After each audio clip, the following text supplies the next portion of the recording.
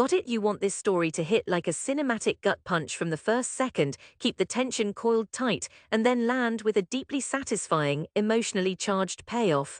I'll follow your exact structure and tone. Here's the completed narrative for the forged philosopher the forged philosopher.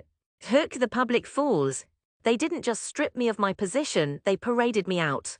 1 minute I was standing before a packed auditorium, pointing out the cracks in our so-called gold standard testing methods. The next, the head of the department was at my shoulder, his voice calm but merciless. You've embarrassed us, pack your things.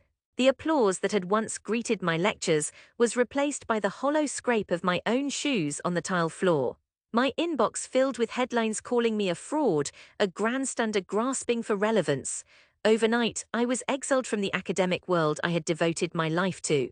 And yet, in that moment of total humiliation, one truth burned brighter than my shame. They could take my title, but they could not erase my mind. Painful departure and relentless pursuit asterisk. I left the city like a fugitive from my own past, retreating to a small workshop on the edge of town. No colleagues, no funding, no one to impress, just steel, fire, and my hands. I remembered the armors I'd seen in museums, intricate, beautiful, protective, and wondered. What if I could merge that artistry with modern safety tech? What if I could make something that honored history but outperformed the very equipment my critics swore by? When I first told people what I was working on, they laughed. Medieval cosplay, they said, a knight's costume for a man who lost his crown. But their ridicule only hammered me harder against the anvil. I spent nights sketching designs lit only by the orange glow of the forge, days testing alloys that could stop blades and absorb impact like nothing on the market. I burned my hands, ruined my tools, and ate more cold meals than I care to admit, but I kept going. The arduous ascension and profound triumph asterisk. Months turned into years. Small victories came in the form of cracked prototypes and failed stress tests, each one teaching me something the textbooks never had. Then came the moment. A rescue unit agreed to trial one of my suits in a controlled collapse simulation, the kind of accident that ruins lives in seconds.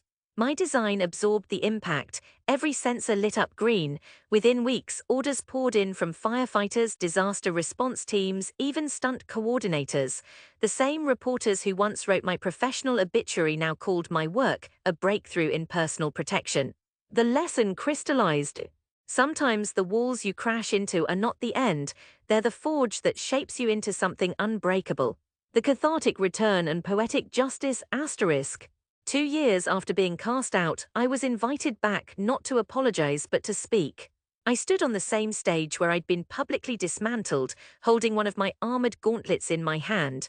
I told them about the ridicule, the long nights, the fire, the failures, and how those medieval curves and rivets concealed technology capable of saving lives in the modern world. The applause this time was different. It wasn't polite, it was thunderous, and as I looked out at the faces, some still skeptical, some newly humbled, I realized my greatest victory wasn't proving them wrong. It was proving that my worth was never theirs to give or take away. If you'd like, I can also adapt this into a tight, high-retention YouTube voiceover script asterisk that maximizes suspense and emotional hooks every 10-15 seconds, so it's primed for maximum watch time. Do you want me to prepare that next?